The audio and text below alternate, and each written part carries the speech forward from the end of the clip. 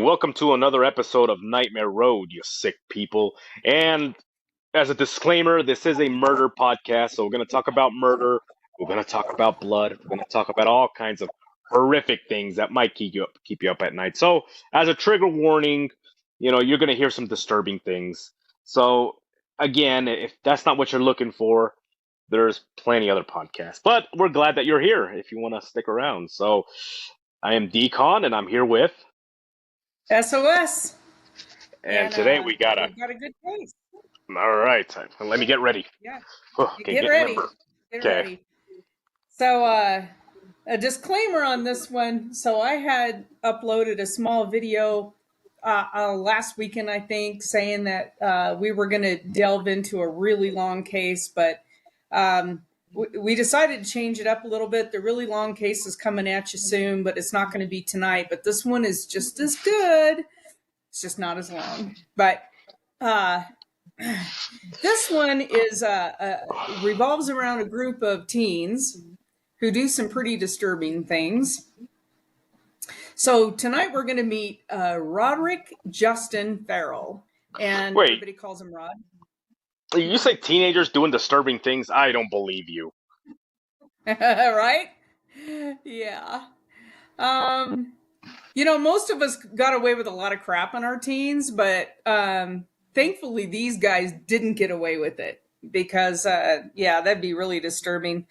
So Rod was born in Eustis, which was a small city in Lake County, Florida. It's about 40 miles from Orlando. He's born in 1980. His parents, his parents were just teenagers when he was born. It didn't say that he had necessarily a bad life. But he didn't know his father really well. His dad had joined the military soon after Rod was born. But a lot of people do that, right? I mean, Yeah. A lot of us are from military families, so doesn't mean we're all going to turn out like this guy. Thank God. I might. He was raised by his mother, named Sandra, and they kind of lived on and off with her parents. And let's see. It doesn't say necessarily that his parents got divorced. I couldn't find that, other than his dad was in the military, mom's living with and Rod's living with her parents, and to make ends meet, she's an exotic dancer, occasionally, a sex worker. And then when they were not living with her parents, they were in public housing, and that's how she's trying to make the ends meet. So, if you got the looks, go for it. You can make a lot of money. Just be careful. That's horrible advice. I don't know. You know how many gals in the Navy were doing, or not the whole sex worker thing, but they're exotic dancers. They were making a lot of money. And they had bikini bars all around our base. They were making a lot of money. Anyway, I'm just saying I don't knock it. So, Rod was an active believer in this vampirism. He believed absolutely, and I believe in some weird stuff. He believed vampires are real. And he believed that if you drank blood, it gave you extra life. He believe in actual movie vampires, not the psychic vampires at the party. Yeah, no. So he develops this kind of loose-knit gang of teenagers. So he and his mom had moved to Murray, Kentucky, and know where that is, little place. And he develops this little clan of followers who also believe in vampirism. Basically, they're kids who believe in this dark stuff. But he went a little further. He said that he was a 500-year-old vampire named Visago. It's a Sounds like a pizza. character. I know. Yeah, to hold the mushrooms. Um, he became he created this character for himself. He was obsessed with it. Called himself this, and then they began this role playing thing about vampires. This role playing game, and I have to say that in the Navy, one of my bestest buddies in the world is he. So there's these like role playing conventions like in Vegas, and they're kind of all over the country, but the biggest one's in Vegas. And he plays the head vampire at these roles. And he had custom made fangs that he could, I don't know how he did it. He kept them under his tongue. And when he wanted to, he could just like that, and they were on his teeth. And whenever we were out somewhere, and he wanted someone to leave us alone because we were just chit-chatting, and the girls, I mean, this guy was smoking, and so all the girls were always hitting on him, and he would just flip those teeth on and hiss at him. You're gone. So these people get really into these roles. I get it. Okay. I thought you were gonna say something else. I thought you were gonna say like, yeah. Then he put on a costume and he was like a puppy dog, and then he was going. No, that's a whole other thing. So anyway, so obsessed with this other game called The Masquerade, and it's about vampires. I'm not too sure. I've never really looked into that one, so I don't know. Anyway, his mother Sandra had introduced him into this game, and both Sandra and Rod liked scary movies and the whole nine yards. But I mean, I don't see anything wrong with her. I mean, he just took it to like this whole other level. By the time he's 16, he's super obsessed with the occult, and he's also using drugs really heavily. And I think all of the little clan was this little clique he was in. And they said that he became a highly destructive person. And later in court documents, he claims he's had been observed taking part in satanic rituals, which included self-harm.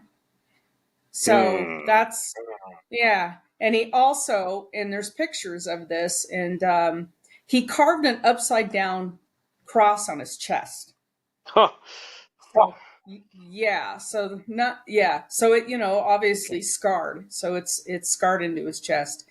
In an interview later, he said, everything I was listening to, it was dark. It was based upon hate, war, death, pain. That's all my music, all my movies that I watched. My bedroom was an array of the darker side of the occult, such as necromancy, the satanic Bible. I had upside down crosses. I had broken shards of glass laying in the corner. I had hooks and metal cables wrapped around the ceiling like Hellraiser. Yeah. God, what a disturbed kid. Yeah, there's one thing to where like you're kind of goth or you're whatever you're into, but when she's kind of like when your kid starts moving towards that other weird line, maybe something Yeah, interested. you got to say something. And here's a quick note. I don't know if you Yeah. guys knew this, but goth girls and cholas wear the same makeup. Go ahead. Oh yeah. Yeah. So it's just like, yeah, you see a chola and you're like, oh, look at that chola. And they're like, oh, look at that goth girl. Like, what? They're wearing the same makeup. Anyways, let's continue. I got sidetracked. Yeah, exactly. um. Okay, so um, I'm looking at Sandra Gibson is his mother's name. So Gibson and her son moved back and forth between Murray, Kentucky, and Eustis, Florida, several times.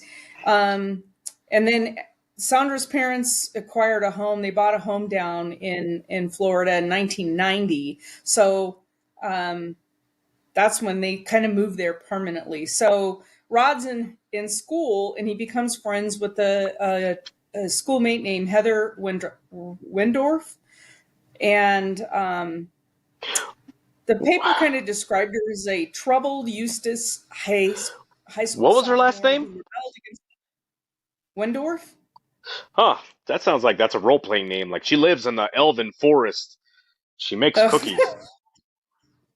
Well, maybe she did. I don't think so, unless it was goth kind of cookies. Anyway, they were probably pot laced. No, well, maybe. Uh, she rebelled against her parents over cleaning the room and other trivial matters. But what high school sophomore doesn't? Mom, That's I don't her want to clean rebel. my room. That's I'll be the in my rebel. coffin. Yeah. So he befriends her. They're friends. Then his mother tears him apart again, going back to Kentucky. So Farrell and Heather would call each other collect and run up these huge bills. And finally, Heather's parents put a stop to it, which, according to Heather's sister, made her really angry. But again, she's a teenager and they're raging hormones and they're mad at the world. Yeah, that's how You you get a know, poltergeist in your house. exactly. Um, So while the phone calls are going on, Rod and his little clan in Kentucky are meeting in a what they call the Vampire Hotel, which was like an abandoned building, and to perform blood rituals, which included drink each other's blood and Ugh. torture each other. Yeah. And then torture each other sexually for pleasure. So now we've escalated it even more, right? One of the God, that. members of the cult, it just doesn't, anyway. Uh, Yeah, the drinking the blood. Could you imagine if Magic Johnson wants to join your club? no. Oh. Uh. Um, One member of the cult is named Howard Scott Anderson. He's Rod's like good friend again. So going back to Heather, she's the sophomore. She's described as having stringy auburn hair, who tied a Barbie doll on a noose to her backpack. So she's trying to be a really alternative kid here, right? Yeah, like, oh, she's edgy. Yeah, yeah, she's real edgy. Some of the other kids are saying that she's a little different. When Heather described Rod, she said, when I first met him, he was not like a lot of the other kids. He just seemed older because of how he spoke and how intelligent he was. I could hear that sentence going like he was really like intelligent, like. Yeah. He said things like, "Excuse me, can you pass me that pencil?" Wow, he's so intricate. the eloquence of which he said that. Um, he was charming. He could tell a lie like it was the truth. Okay, so that's one of her quotes. She told an interviewer later that several days before Thanksgiving, Farrell Rod had drove up from Kentucky drove from Kentucky to Eustis with a carload of teenage vampire groupies to meet up with her.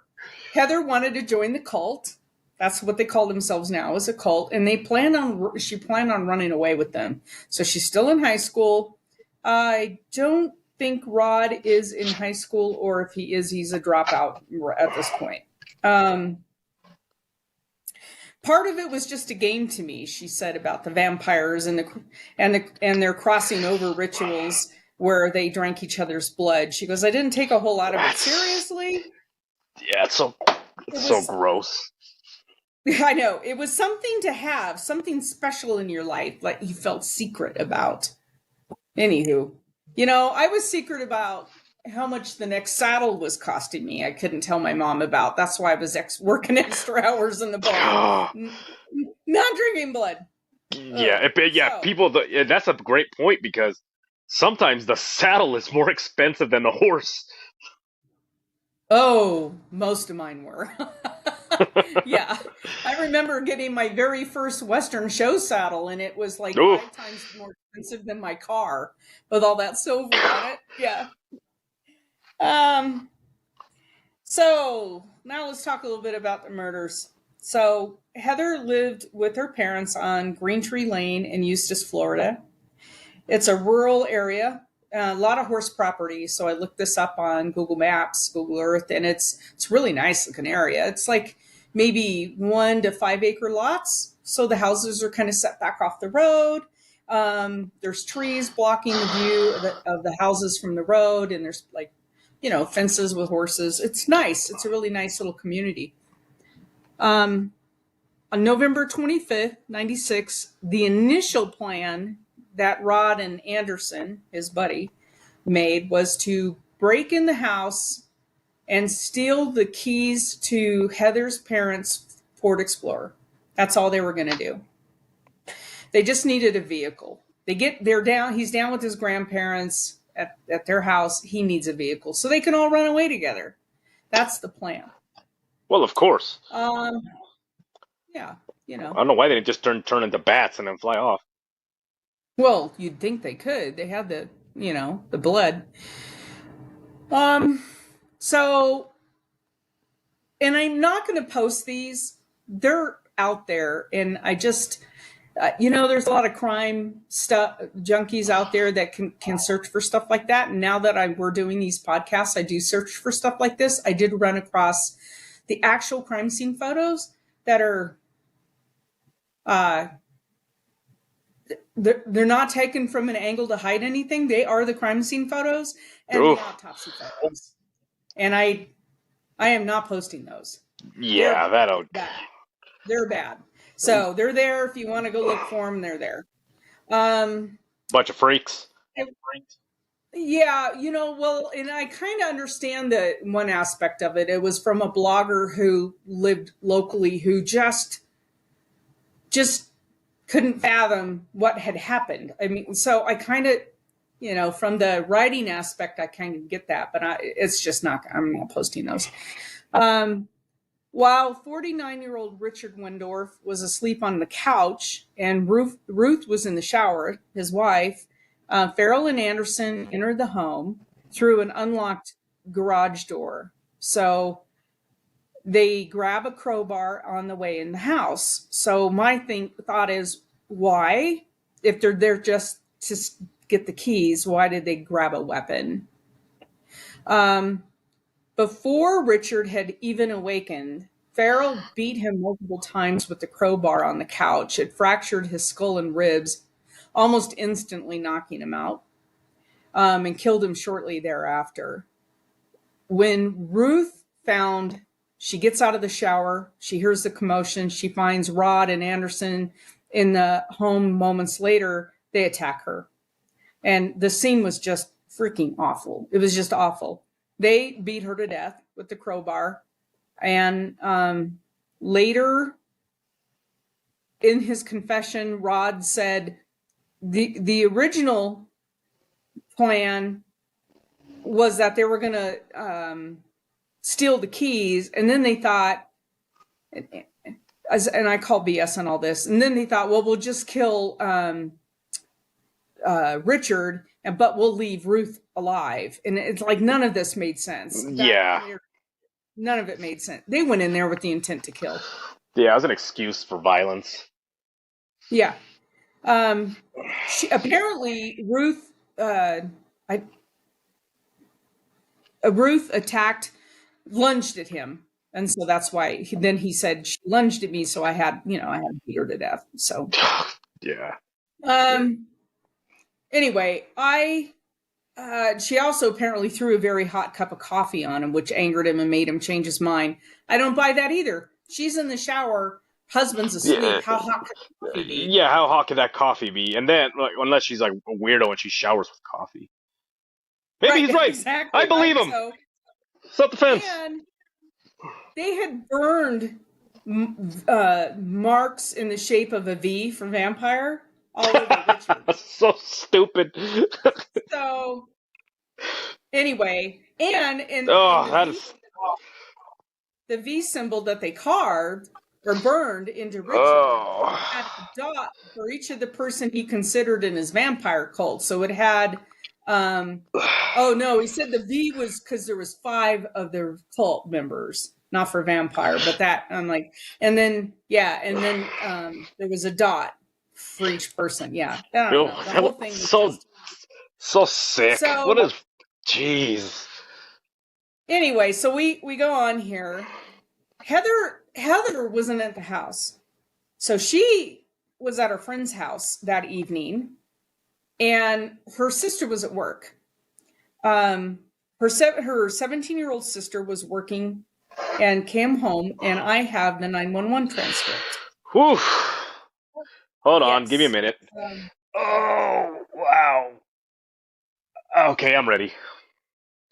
you ready? Yep. Okay. 911, where's your emergency? My emergency is in Eustis, Florida. She gives the address. I need 2 ambulances. My mother and father have just been killed. I just walked in the door. I don't know what happened. They're dead. 911, both of them, ma'am? Caller says, excuse me. 911, both your mother and your father? They're not breathing at all. She says, I don't know. I didn't check. I can't get that close. They're my parents. 911, is anybody there with you, ma'am? Caller, I have no idea. I don't know who's in the house. I have no pauses. Hang on. There's somebody on the other line. 911, hello, ma'am. She says, yeah, hello. 911, yes, ma'am. Caller, okay. So you could tell, having had to make a call somewhat similar to this, I can understand her hesitancy, and I can understand you're kind of, you're with it for a second, then you're not with it for a second. You're kind of back and forth. Okay. Yeah, and that's the thing is a lot of the times when somebody places a 911 call, the operator, people say like, well, the operator, he's pestering, like they're trying to not only like snap them back to reality because a lot of the stuff could take you out of it, but they're also trying to make sure that the person doesn't get in fall into shock or something, or pass out, or a lot of things. So there's so much going on behind a 911 call that people don't understand. People that criticize 911, operators, is like, look, they have a list of things they got to go to because they also got to make sure that this person is who they say they are. They got to be sure that there's not someone else in the house, but also they got to keep the person calm because a person like that can panic, and And it's this she's a whole kid. thing. And she's a You can kid. tell when a kid's on the other end of the phone too. You can tell Ugh. by their voice that they're a Yeah, kid, you know? just listening to So that, I'm like, that 911, poor girl. I know, right? If she's with it, she calls right away and gives her address. I mean, that's right there, right there. So 911 says, all right, ma'am, what's your first name? She says, my name is Jennifer. My last name is Windor. What makes you think they've been killed? Because there's blood everywhere. Yeah. Please, as quick as you can. 911, we're on the way. We have law enforcement on the way also. Are you there alone? She says, I have no idea. There could be somebody in the house. 911 says, I mean, nobody came there with you? And then she says, who? 911, nobody is there with you? She says, no, my sister is gone. I don't know where my sister is. She's gone. So, she's been at work. She doesn't know what's going on. She's just gotten home. Yeah. 911, what do you mean? She lives there with your parents? Jennifer says, she should be here. She's only 15 years old and she's gone. Jennifer gives the dispatcher the directions to the house. 911, all right, ma'am. What I would like you to do is get out of the house and sit outside in your car, okay? She says, okay. 911 says, if you're not sure if anybody's still in the house, you can't tell anything's going, and then there's dot, dot, dot. When you tell me there's blood everywhere, you mean like on the floor and the walls? And Jennifer says, yes, and yes. 911, the floor? Jennifer, my mom is, and then it's garbled. I can't go in there. I'm just afraid to leave my room, to leave my sister's room. So she's apparently locked herself in her sister's room. Which is a very smart thing to do. Yeah, 911. Okay, so that's when you came in through the front door and went straight into your sister's room? Jennifer says, I walked in the front door and I really didn't pay any attention. I just thought my dad was sleeping. And then I went and called my boyfriend to tell him I was home. Then I came back in and I saw blood. Then I ran to the kitchen. My mom was in there. And then I ran to the couch and my dad was there. There was blood everywhere. 911. So your mother's in the kitchen and your father's in the living room?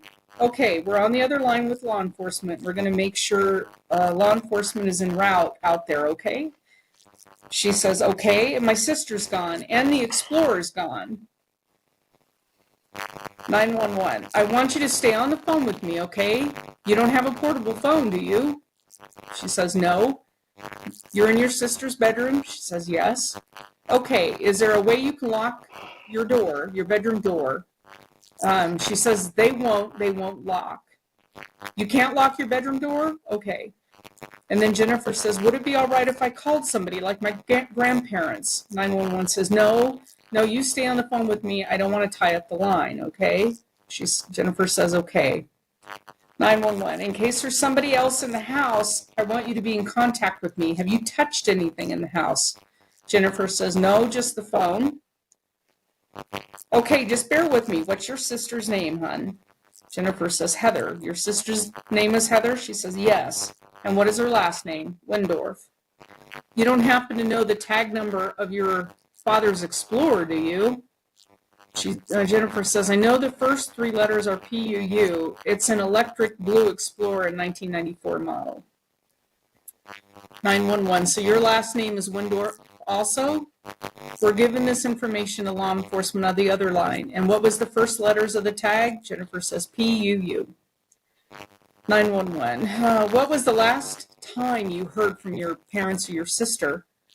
She says, the last time I heard from my dad was last night, and the last time I heard from my mom was today at my boyfriend's house. That was around 3 p.m., and I haven't heard from my sister since this morning. So the last time you talked to your mom was about 3 o'clock this afternoon. She says, yes. Is the front door of the house open? She goes, I have no idea. 911, well, when you came in, did you lock it behind you? She says, no, I came in through the laundry door, and it is unlocked.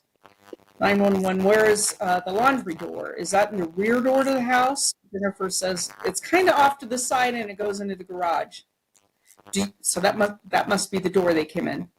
911, do you have to go into the garage to get there? Jennifer says yes. And is the garage door up? Jennifer says yes. 911, okay. And then she goes, no, the garage door is not up. My mom's van is outside. The garage door is not up. There's a main door right to the left of the garage door. And 911 says, I'll tell them to go to that door. There's a side door off the garage. She says, yes. And then anyway, and then Jennifer goes on into a whisper and she says, can I go check to see if my parents are even alive? Oh, Like gut-wrenching. So 911 says, do you feel comfortable going up there to do that? She goes, I don't know. I worry for them, but I don't know how long it's going to be until, it's like now she's getting hysterical again. Dispatchers. yeah. Like, Now that she's beginning to see the reality of the situation. Yeah. And then she says, my name is, the 911 operator tells her name and she says, Belinda, and Jennifer says, so the 911's operator's name is Belinda. It's Belinda. I've seen these things on TV and I know that things can happen, but I can't believe, oh my gosh, do you know about how long they're going to get here? So, anyway, it's 911 arrives and it's terrible. And anyway, like I said, the crime scene photos are just terrible.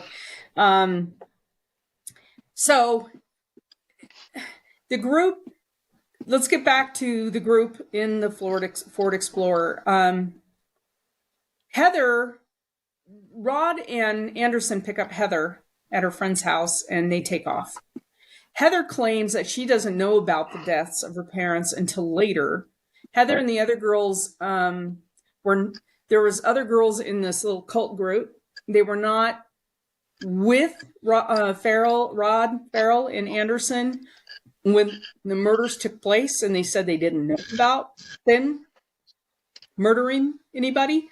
Um, so they go, their plan is to go to New Orleans and start another group. But the other girls and Heather started hearing about the murder of Heather's parents. And one of the girls in the group, her name is Charity Kesey, she placed a call to her grandmother in South Dakota on the way to New Orleans and said that they needed some money. And she thought that her grandmother would just send him the money. Like, oh, by the way, Yeah. we know some people, but can you send us some money so we can keep running? Well, thank God Charity's grandmother didn't. And she called the police, and they kind of laid in wait in New Orleans because they knew they were headed there. Kind of like set a trap for him. If you just make it to New Orleans, and I'll wire you money at this Greyhound bus station or something. Yeah. Very quick thinking. Yeah. So anyway, they tricked him. They caught him at a local Howard Johnson's hotel. Dude, remember those? You remember those hotels? What? They were really gaudy. They were like in the 70s. And they always had like this weird lounge singer. Yeah, they were terrible. They were like, Oh, yeah. I know. They yeah, would get those stupid lounge singers or the show tune people, yeah, exactly. They're and they terrible. weren't very good. They had the toupee and the Exactly. The leisure suits. Yeah. yeah. Uh, so they're arrested and they're taken. I just I Yeah, just thought of going there and it's what's new, pussycat? Whoa, whoa! Like, oh, jeez. my dad we used to have one in the town I grew up in, and my dad was just like, man, he just loved the hamburgers at the Howard Johnsons. And my mom would always roll her eyes like, we are not going there, man. Yeah, those burgers are not worth sitting through that monstrosity. They're on No, stage. terrible. They were terrible. Anyway, um, so they hold um, the kids in a Baton Rouge jail for a week, and then they extradite them back to Florida. And they were initially booked in the Lake County Jail, and then they were moved to a juvenile facility in Ocala. So I guess Rod's a juvenile at this point. February 12th, 1998. Oh yeah, the 17-year-old Ferrell pleaded guilty to the murders, claiming that the others traveled with him were innocent except Scott Anderson, right, the guy that his buddy, and he did plead guilty to 2 counts of felony murder. Farrell's attorneys tried to argue that he was insane, and I guess kinda. I mean, he was drinking blood and cutting himself, but and he has been since diagnosed with this is it's like, I don't know, schizopal personality disorder. Yeah, Is that schizophrenia? it's like man. So there's a book called The Sons of Cain that I've been really diving into, and there's like so many. It's like an identity disorder. You're schizophrenic, and then you're able that's where also lycanthropy comes from. Like people that believe they're werewolves and they go out and they go on a murder rampage, and it's just some crazy guy naked running down. They could be classified as the Yeah. same thing. It's like their Okay. personality and their identity is complete fantasy, and they're insane. Yeah, clearly. And Asperger syndrome. And Asperger syndrome, people diagnosed with that have no insanity. That's not insane, that's different. And most people who have Yeah, they're Asperger usually syndrome are incredibly intelligent. Like, yeah. What I was gonna say is they might be a little antisocial, but they're right. but they're very logical, They're very and they logical, and recognize. most of the people that I know with this syndrome, they have really high degrees, and they do well. They're introverts. They do really well in the academic setting because it's them in the books, and they can just, Yeah, they yeah, get comfort from being away from people and focus more on their studies. yeah, yeah. Um, So they also, the University of Florida, I guess they did some testing, and I don't know. They said they had tested that Rod could sometimes witness spiritual things like angels and demons. So in other words, he said that, and somebody is believing him. I don't know. Anyway, thankfully he was sentenced to death. Yeah. So But how do they do it? Did they put a stake through his heart? wouldn't that be great? Oh no, he's a vampire, right? He can't be killed. Yeah. So, all right. So, he's sentenced to death. Charity Kesey was convicted of 2 counts of third-degree murder, robbery, and even though she claims she wasn't a part of it, robbery with a gun or a deadly weapon, and burglary armed with a weapon or explosives. She's sentenced to 10.5 years. Dana Cooper, the other girl, was convicted of those charges as well, but was given a 17.5-year prison sentence. I don't know why the difference. Anderson was convicted of the same charges as Rod, but he was given a life in prison sentence. So 2 years later, for 2 years, Ferrell held the record as the youngest inmate on death row until November 2000, when the Florida Supreme Court reduced his sentence to a life in prison. And I've seen this before. Minors typically are not given death. I mean, they're minors, so they'll give them life. Yeah. So Florida had abolished. Let's see. Because Florida had long abolished parole, the sentence is without it. So life is life. Like, Yeah. no parole. Yeah, because you do get people that get sentenced to life in prison with possibility of parole. They're in for 10 years and then they qualify and they're able to. Right. Yeah. Yeah. Cooper, let's see. Kesey was released from prison March 2006. Cooper was released from prison October 2011. Those are the 2 females. In January 2013, an appellate court dismissed attempts by Rod and Howard Scott Anderson to get new sentencing hearings. However, in December 2018, Howard was resentenced by a circuit judge to 40 years in prison instead of life.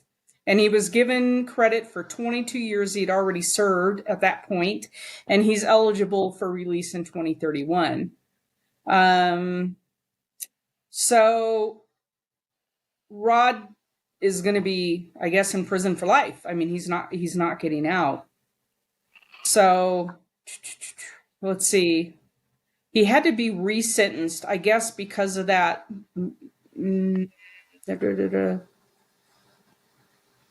Let's see. Ferrell's resentencing hearing. He had to go through another sentence hearing because he was a minor, and there was that issue.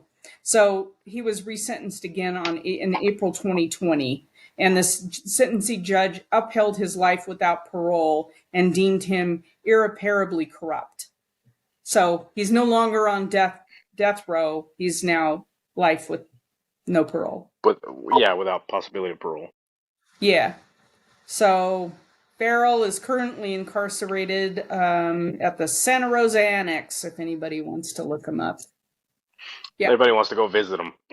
Yeah, prisoner dating, right? Yeah, these two and so Heather, I didn't really dive into Heather. Heather was never charged. Because she was not there and she had an alibi. She was at her friend's house. Whether she had the knowledge that this was going to happen was never proven. There's some really ugly things written about her online. I don't know. We weren't there. We don't know what's true, what's not. Pretty much the community broke ties with her. She was like personnel non grata there because everybody believed she was involved. She's now married, has kids, a life. I'm like, leave her alone. I don't know. Nothing was proven that she knew. It's really Yeah, hard for a 17-year-old to act unless you're, you know what I'm saying? A born actor. yeah. You're Drew Well, Barrymore. And yeah. she's with her Well, friends. with her, I think that number one, I think that with the teens that broke into the house, they weren't planning on doing that. It looked like it was just like very last minute, you know, type of a thing. Like maybe they took a crowbar. I'm thinking they took a crowbar maybe in case somebody was in there, and they found a guy. They took advantage. They bludgeoned him to death, and then they killed the lady upstairs. But it, I don't think that they were planning on something like that. I think that they were just the main guy was just nuts, and he went with it, and then the other ones were probably too scared and they went with it too. I don't know, Maybe. but Maybe. Yeah. the the plan was so shitty. Like what they were gonna do is that it doesn't seem like this was something that was planned or they Yeah. put much thought into. Yeah. I don't know. I mean, I'm glad. I don't know. I feel bad. I didn't. I tracked down where Heather's sister was, and I tracked down where Heather was just to kind of see what's happened. And I kind of feel like leave them alone. And Yeah, it's just she was never charged. If she wasn't charged, there was no evidence. So I just don't see her hanging out with her friends and acting completely normal while her parents are being slaughtered. She might have been, one of those edgy chicks that had the Barbie with the noose on her backpack, but that doesn't mean she could hold it together in front of her yeah, friends while that's going on. So that's just a little different. yeah. And why would she stick around? I mean, if it was something like that, she probably would have been like, "Pick me up, or I'll meet you here." Because again, I mean, yeah. like from that, when you were reading that, I'm like, this poor girl sounds like she is in shock.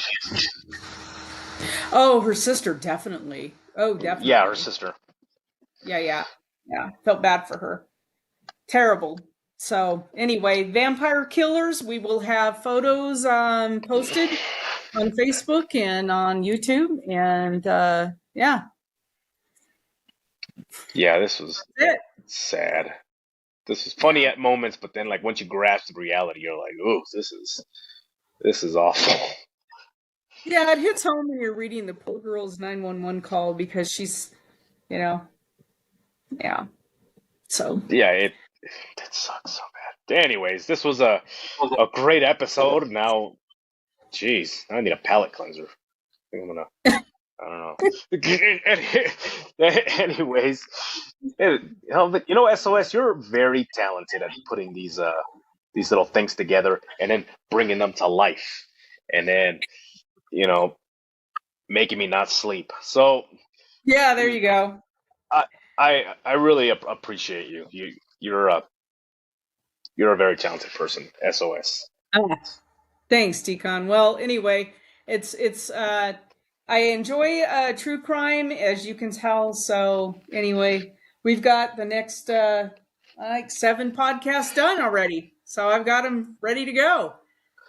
So And then the one after this one, that's gonna be horrendous. Like yeah, I, yeah. That one's bad. You know about that one because I've let you know yeah. a lot of it, and it's bad. And then there's So one coming that up I won't even tell you about because it's so shocking that I have to like put it away and then pick it up and put it away because it's so bad. So I'm yeah, I glad you get mean, the disclaimer now. yeah. So and I'm gonna tell you this next episode that's coming up, guys. If you have a weak stomach or you're very sensitive, I actually suggest you skip it. You know, because you know it's bad. But if you like true crime and you have a strong stomach and you're sick people, then yeah, go ahead and go ahead and listen in. But we also appreciate the views and everything that we're getting from you guys. I'm getting very sentimental now. Appreciate the views and everything, and then the support from the community. And we ask that if you really enjoy this kind of thing because there's something wrong with you, and you know other people that are also mentally ill, just like go ahead and share it, let them know, about this. If you love animals, I got animals, SOS got animals, and we love our animals. So just come check us out. So, anyways, I'm gonna end it here. So remember, guys, that man, sorry that case is still thinking about that 911 call. Remember, guys, to always look both ways, especially if you find yourself on Nightmare Road.